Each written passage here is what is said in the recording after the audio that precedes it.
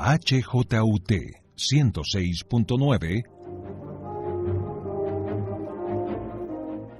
Cartografías editoriales.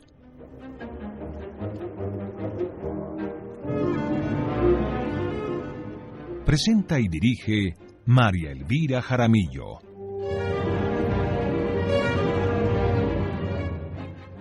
Una presentación de Siglo, las formas del pensamiento.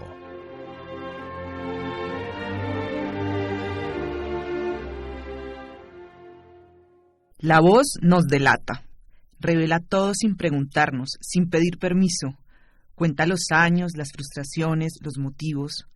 La voz convierte en sonidos y en silencios la ilusión, el sufrimiento, el amor, el rencor.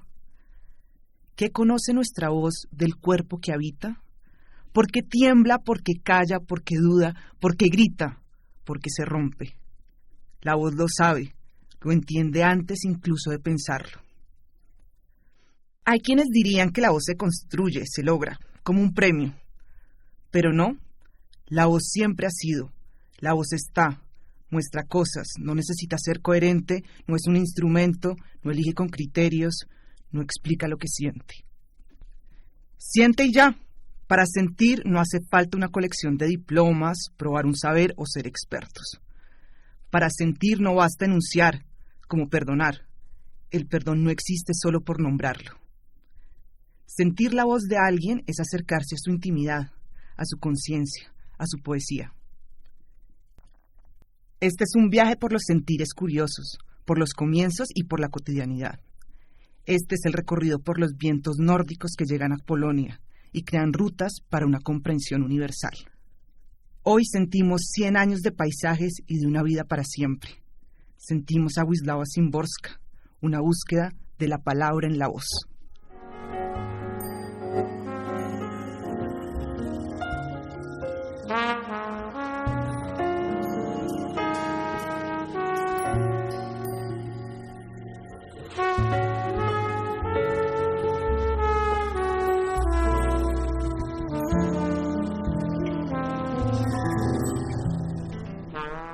Sentir. Eso es lo que necesitamos para conocerla, leerla y comprenderla.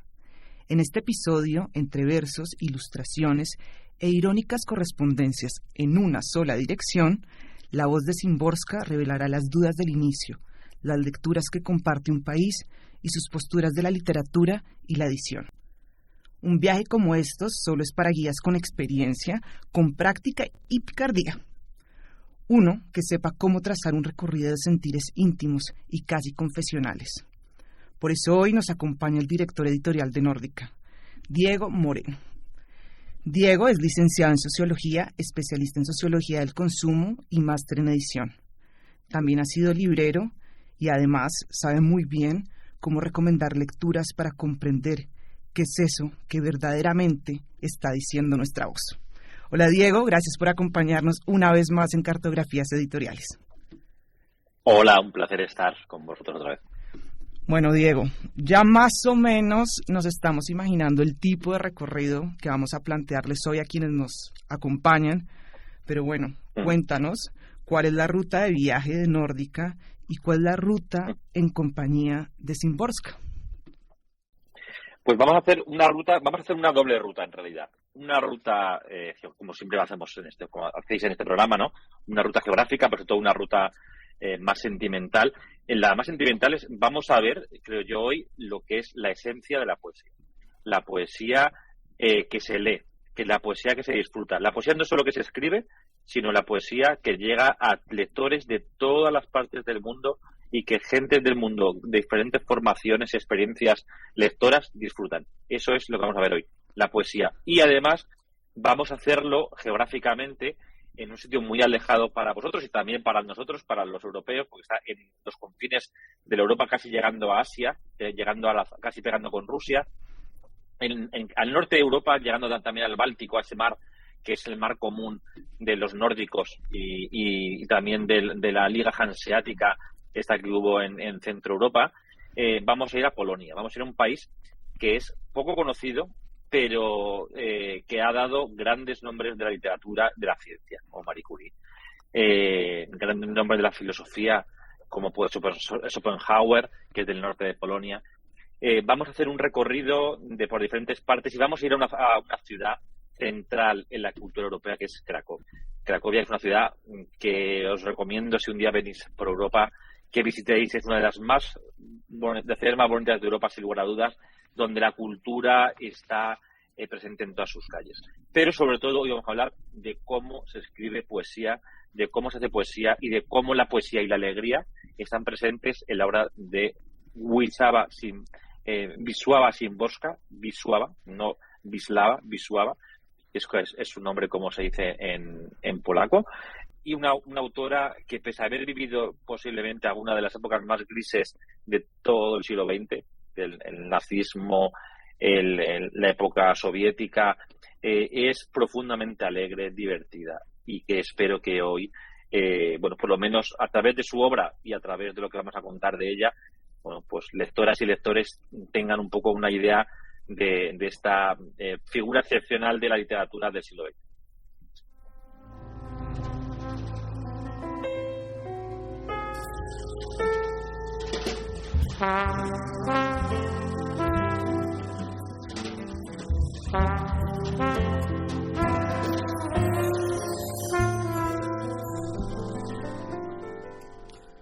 Hoy vamos de viaje, vamos en un doble viaje o un viaje con dos propósitos.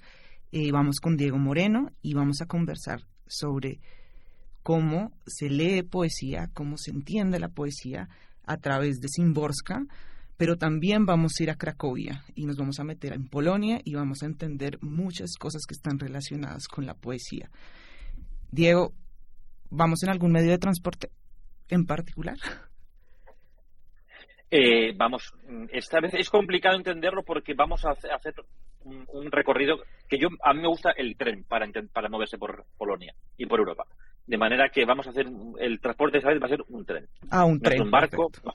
Vamos en el tren. Vamos a movernos por diferentes partes de Polonia, desde la zona sur, desde Zakopane, donde es la familia de Szymborska, donde ella pasaba todos sus veranos después, donde hay una gran simbología, sobre todo porque ahí estaban los paisajes de su infancia y paisajes que luego aparecen en algunos de sus poemas. Y vamos a hacer un recorrido en tren hacia el norte hacia el centro y al norte de Polonia, hacia Cracovia y hacia más arriba. Perfecto, entonces ya vamos en este tren. Lo bueno es que podemos llevar muchas cosas en el equipaje, no tenemos muchas limitaciones ni restricciones. Ya nos has, por ejemplo, hablado un poco del polaco, ¿no? Cómo se pronuncia su nombre en polaco, que me parece muy bueno porque siempre es la duda. Yo decidí leerlo como se lee en español, pero creo que esa reflexión sobre el idioma es importante. En este equipaje, además de la reflexión sobre el idioma, que ya hablaremos más adelante, ayúdanos a comprender cuál era ese contexto político y social de hace 100 años, el momento en el que nace Szymborska. Claro, Szymborska nace en un país que está por hacerse, es un país que está en la parte de Centro Europa, un país de enorme riqueza cultural, de enorme peso literario también, donde los judíos están muy presentes en la vida social y cultural del país. Un país al que cuando nace ella llegan los nazis, al poco tiempo llegan los nazis, ¿sabéis? El gueto de Varsovia, es un país que acaba, como ahora veremos en algunos también de sus poemas de juventud, la cuestión de los judíos está muy presente. Auschwitz, el famoso campo de concentración, está a 10 minutos de la ciudad en la que vivió ella. Un viaje en el que está, como digo, la mayor cultura de Europa, Schopenhauer, Chopin, y al mismo tiempo vamos a asistir al mayor drama mundial del siglo XX. De manera que este conflicto entre lo más elevado culturalmente, entre la sociedad más refinada de su tiempo, donde la gente tocaba el piano, tocaba el violín, donde se escribía poesía, donde se escribían algunas de las mejores obras de pensamiento y de literatura, y al mismo tiempo, con cierta facilidad, se va a asumir que hay un campo de concentración en el que mueren 2 millones de personas en la Segunda Guerra Mundial, ¿no? Este es el contexto histórico al que vamos a ir, porque este contexto histórico en Szymborska vive hasta mucho más adelante, pero es cierto que enmarca profundamente a toda esa generación. En el caso de Szymborska, es curioso, porque esto le dura al principio de su obra, pero no marca toda su obra. Luego vamos a asistir a una Szymborska más juguetona, más divertida, en el que creo yo, yo no soy un experto, soy un lector un poco más adelantado porque he leído más cosas, pero tomad mis palabras solo en la justa medida de una persona que ha estado allí, que ha comido en el sitio donde comía Szymborska, que ha estado en dos sitios en los que ya estuvo, con lo cual puede hablar con más cotidianidad. Pero sobre todo una persona que olvidó esa época gris del contexto en el que nació, en el que vivió sus primeros años, y fue viviendo y disfrutando de la vida todo lo que pudo. Vamos a hablar también de algo que era muy importante, que era la alegría. Ella hacía fiestas en su casa, hacía bingos, hacía collages, hacía cosas, bebía brandy, fumaba. Era muy disfrutona. Y todo el mundo que la conoció decía que era tremendamente divertida. Solamente para adelantaros, una de las cosas más bonitas que me han pasado en mi vida, fui a Cracovia, entro en un restaurante que había elegido por una guía, me siento y me dice, Ana, mi compañera, me dice, mira, Diego, qué cuadro tienes encima. Y era Szymborska sentada en la mesa que estábamos comiendo nosotros. No. Era la mesa en la que Szymborska comió durante 25 años. Y yo no lo sabía, me di cuenta cuando estaba allí. Bueno, tengo una foto que he utilizado muchos años en mi perfil de esa mesa con esa foto de Wisława Szymborska encima justo de donde yo estaba comiendo, como algo mágico de esta relación literaria que tenía, una autora a la que no he conocido, pero de la que creo que sé bastante por sus poemas y por lo que he podido leer de ella, ¿no? Estamos ante una persona que creo que va a fascinar a todo tipo de lectores y lectoras, a quienes les gusta la poesía, a los que disfrutan de la literatura en un sentido amplio. Y creo que hoy, espero que para quien no lo haya leído todavía, va a ser un día importante. Diego, tú ya nos has antojado de unas historias de cómo llegas a Cracovia y tratas de seguir, no consciente, pero sí de alguna manera espiritual o emocional, la cotidianidad de ella, de Szymborska. Y ahí quisiera que en esta maleta, antes de irnos de viaje en el tren, pudiéramos hablar de la poesía y nórdica. Tú dijiste, yo soy un lector pues más experimentado, pero más allá de eso, eres un editor. Y eso es importante. Y para nosotros en este recorrido es importante abordar a Szymborska desde la mirada nórdica.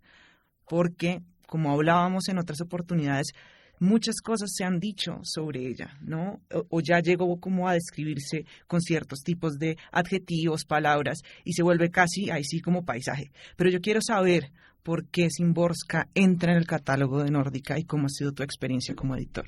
Sí, Nórdica es una editorial, hemos hablado más veces sobre nuestro catálogo, en el que la narrativa tiene un peso importante, mayoritario, y siendo una editorial que no somos expertos en poesía, tenemos muchos libros de poesía. Y eso se debe a que yo creo que uno no es editor solamente de un tipo de género. Yo creo que mi cabeza y lo que se plasma en el catálogo de Nórdica es como soy yo. Yo leo cuento, leo novela, leo ensayo y leo poesía. Y leo teatro. Y creo que he intentado siempre que el catálogo de Nórdica sea poliédrico, se conforme de diferentes maneras de entender la literatura, porque la literatura no es unidireccional. La literatura se conforma de diferentes voces y de diferentes maneras de contar historias. Y la poesía a mí me parece una de las formas más hermosas de contar historias y de contar lo que le pasa a uno. Y además hacerlo ilustrado. Me parece importante que poesía e ilustración dialogasen, porque creo que es una de las aportaciones del catálogo de Nórdica, no solamente que publicamos poesía, sino que casi todos nuestros libros de poesía están ilustrados. Y esto creo que tiene relevancia porque las imágenes que los poetas y las poetas crean con sus metáforas y sus versos son las que el ilustrador o ilustradora va a hacer con sus imágenes. Y este doble lenguaje, esta manera de contar algo que no es explícito, que no es evidente, sino que se transforma y se transmite a través de metáforas, es lo que Szymborska y Quique de la Rubia, que es su compañero en estos libros ilustrados de Nórdica, hacen de manera especialmente brillante. Y como hablaremos además más adelante, no es casual la elección de Quique de la Rubia como el ilustrador de estos libros, sino que hay un vínculo mayor todavía, ¿no? De manera que para mí la poesía es algo central en el catálogo de Nórdica, central, o sea, me parece que es... de hecho, la prueba es que muchos de nuestros libros de poesía han sido de los más vendidos en España en los últimos 15 años Y yo creo que es por el cariño y por la manera que hemos entendido de publicar poesía. Libros muy bien editados, muy bien traducidos, siempre, o casi siempre, pero yo diría que siempre en edición bilingüe para que el lector pueda encontrar al final el texto en su lengua original. De manera que creo que son libros en los que a los lectores y las lectoras de poesía, que son muy fieles y son muy buenos lectores, los disfrutan y los valoran con especial atención.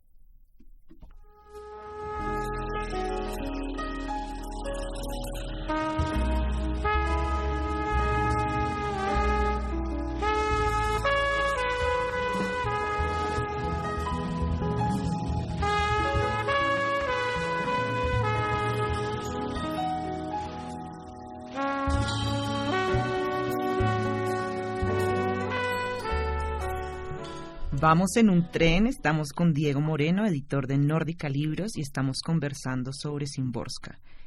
Nos fuimos en este vehículo para llegar a Cracovia. Es una manera de viajar por Europa, que es el tren, que además ha sido el escenario de múltiples historias, de películas, de novelas, y estamos ahí imaginando a Szymborska con su alegría, con lo que conocemos de su poesía, antojándonos y descubriendo cómo entra en un catálogo como Nórdica. Diego, ya empezamos a hablar de ciertas cosas que echamos en la maleta y me encantaría que en este recorrido, en este tren, miremos por la ventana y empecemos a ver algunos libros. Y quisiera que empezáramos por Canción Negra y por Saltaré sobre el fuego, que los dos son precisamente ilustrados, y que hablemos de la elección de este ilustrador, que nos cuentes un poco más de cómo se hicieron estos libros. Primero, estos dos libros, antologías poéticas. El primero, Canción Negra, es un libro que recoge los primeros versos aceptados por Szymborska. Aceptados quiere decir que ella publicó conscientemente. No hemos recuperado cosas que ella no quería publicar. Son libros y poemas que ella quería publicar y que corresponden a sus primeros años como poeta. Estamos ante una poeta primeriza, ante una poeta en la que la visión de la realidad social que le rodea está más presente que nunca. Esa visión primero del nazismo, de los trenes que llevan judíos. El viaje en tren es importante en este caso porque es un medio de transporte que nosotros utilizamos ahora mismo para recorrer una distancia, pero que también fue donde iban los judíos al campo de concentración. Digamos, el tren en Europa tiene muchas historias y muchas lecturas. Entonces, en estos primeros poemas, Szymborska es más política de lo que va a hacer en el resto de su vida. Y en Saltaré sobre el fuego vamos a recorrer lo más importante de la obra de Wisława Szymborska. ¿Por qué Quique de la Rubia, que es el ilustrador? Quique de la Rubia es un ilustrador que empezó en Nórdica ilustrando a Emily Dickinson en el exitoso El viento comenzó a mecer la hierba, y Quique de la Rubia es hijo de madre polaca. Habla polaco, lee polaco, y cuando le dije que quería hacer dos antologías de la poesía de Szymborska, él fue el que me dijo que la L esta de Wisława es Wisława y no Wisława. Me dijo que quedara para él era una enorme responsabilidad y un gran placer. Y en el primer libro que publicamos fue Saltaré sobre el fuego, y este libro le pedí que fuese su madre, que es polaca, la que hiciese la selección, porque lo que quería no era hacer una antología más de Szymborska, sino que quería que una polaca nos contase a los lectores qué es lo que un polaco, una polaca disfruta de Szymborska, cuál es la visión de un nativo, de un autóctono de Polonia sobre Szymborska. Y eso le hace a que el libro sea especialmente valioso porque tiene algunos de sus poemas más conocidos y más reconocidos, pero también tiene pequeñas joyas que no están habitualmente en las antologías y que para ella, para la madre de Quique de la Rubia, eran importantes.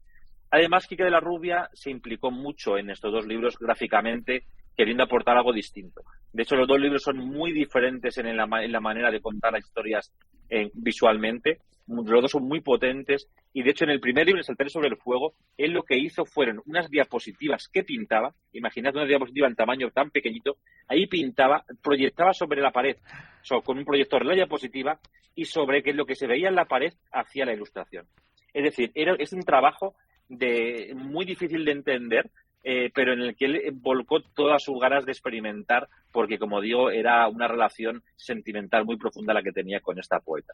En Saltaré sobre el fuego vuelve a utilizar la técnica más habitual de pinturas, de Quique de la Rubia, con colores, con paisajes, con neblinas, con además elementos como es la parte de la guerra y del militarismo que está también presente en estos poemas, ¿no?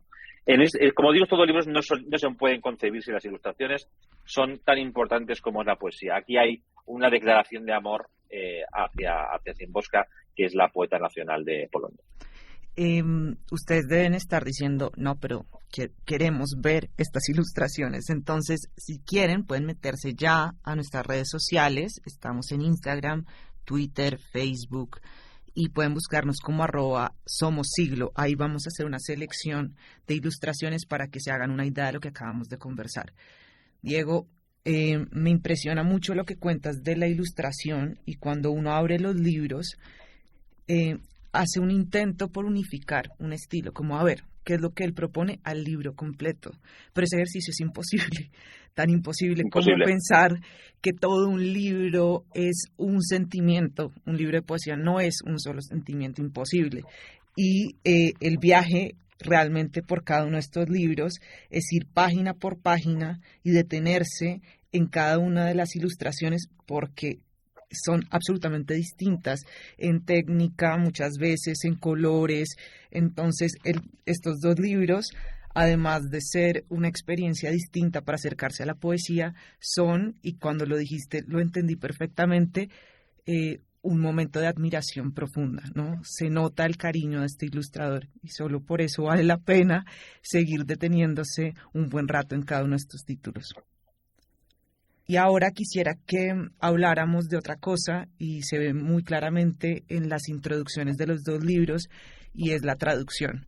Tú en estos libros siempre dejas una nota del traductor que le da un poco de contexto. ¿Qué tan difícil es hacer una traducción de estas? Entiendo que has trabajado siempre con una persona, pero además lo curioso es que es un equipo de traductores, ¿no? No es solo uno. ¿Cómo funciona eso?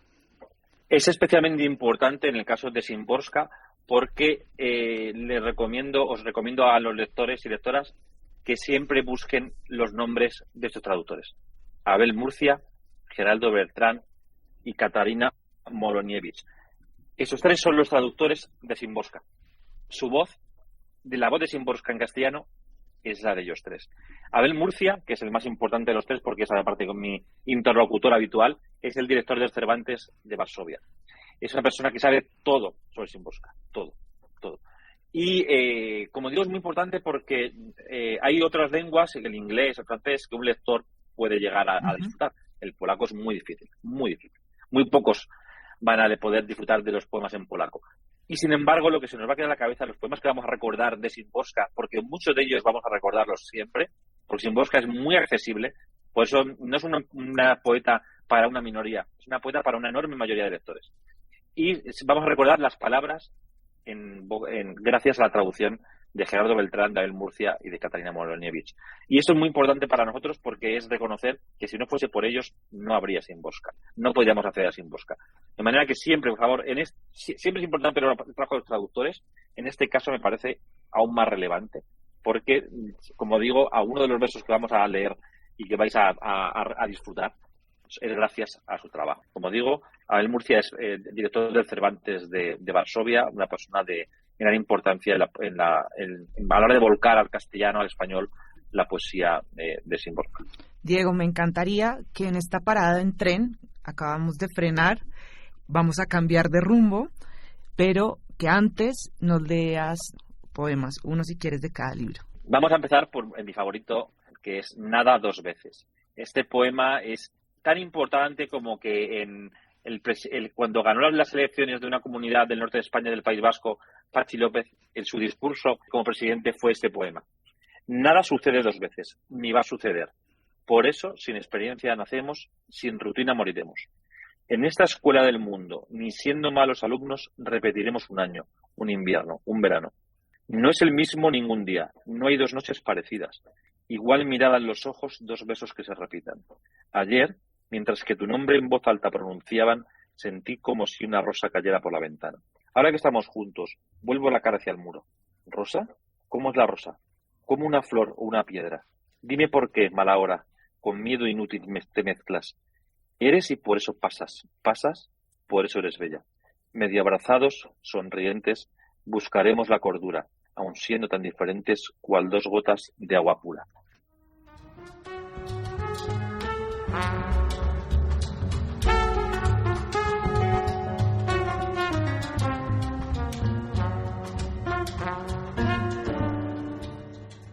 Vamos en tren, nos hemos cruzado con reflexiones sobre la poesía, la ilustración, la traducción y estamos conversando sobre los libros de Szymborska en Nórdica. Diego, tú nos dijiste algo, insististe mucho sobre la alegría de Szymborska, el humor también. A veces no lo percibimos inmediatamente en sus poesías, pero en Correo Literario, otro libro de Nórdica, es increíble. Uno no puede parar de reírse con ese libro. Cuéntanos un poco del libro y cómo llegó a Nórdica.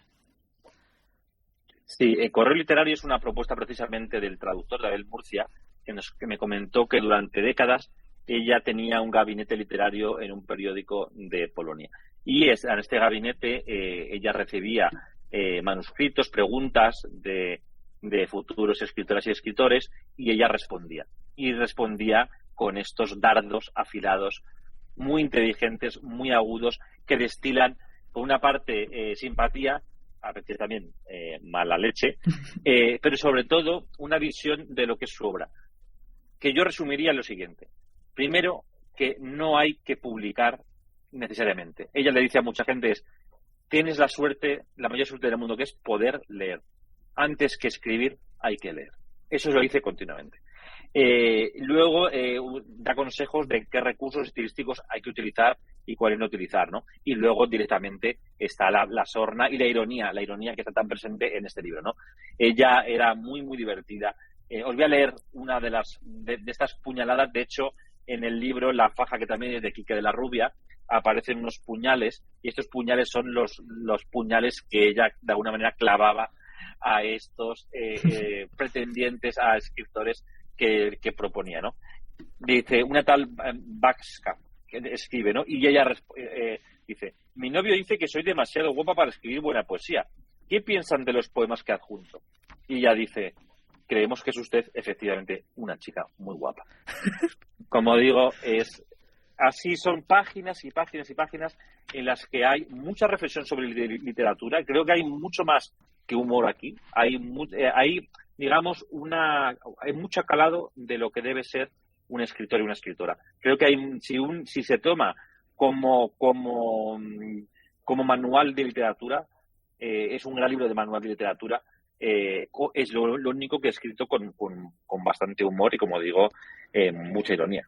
A mí hay uno que me encanta, que no encontré rápidamente, pero se lo resumo, y es, si uno va a utilizar ciertas palabras como justicia, pues tiene que estar a la altura de la palabra. No la puede usar como un adorno. Esa me pareció brutal, sobre todo para el contexto colombiano, que usamos a veces estas palabras, memoria, reconciliación, pero no corresponden con lo que acompaña el texto. Y hay otra cosa muy chévere del libro, Diego, y es que hay unos autores un poco conocidos a los que ella también les escribe, y están como hacia el final, y hay no sé si nos quieras contar de eso, un WS.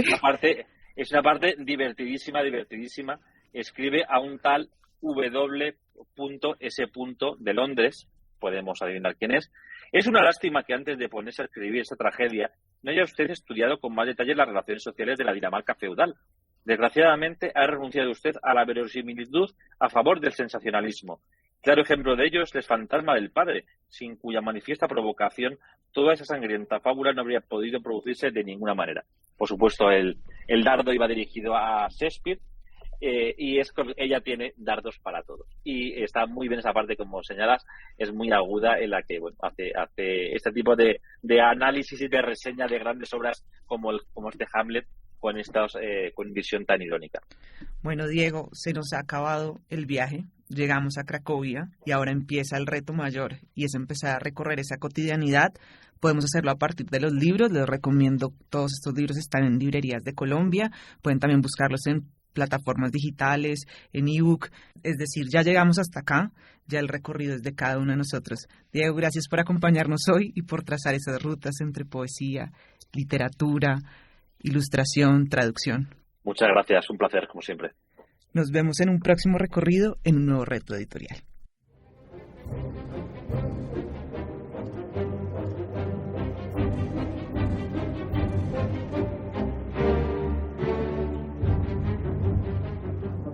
En la HJUT 106.9,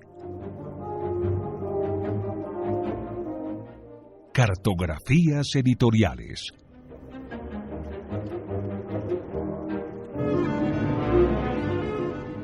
Presenta y dirige María Elvira Jaramillo.